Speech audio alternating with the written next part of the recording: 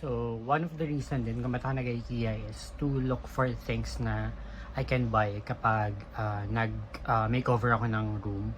Kasi I'm planning to makeover a room soon. And ayun, And also, may mga binili din naman ako from IKEA. So, let's do some haul. Siyempre, hindi mawawala yung bag. So, inside this bag, konti lang naman, yun naman sobra, is this one. This one is product, frother for milk and for coffee na rin. Next one is this one. This one is, ano ba pangalan nito?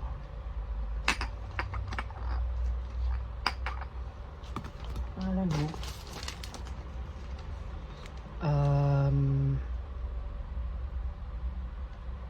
Takkan.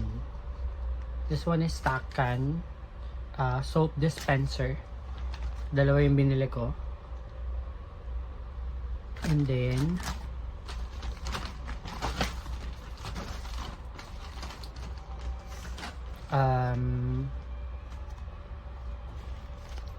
the Noleg bag para sa coin purse ko.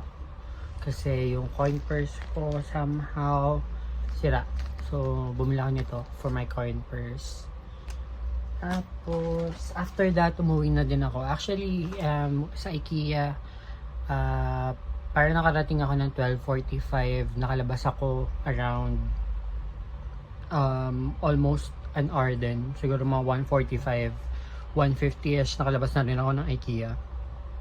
So yun nga, the reason is para mapagtingin-tingin din ng mga design IKEA for this 2024.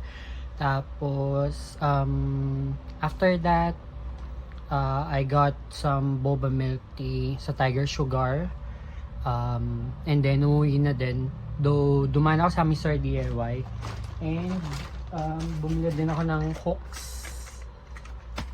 Tapos S-hangers, and also zip tie, cable tie, zip tie. So ayun lang, hopefully na-enjoy nyo yung vlog.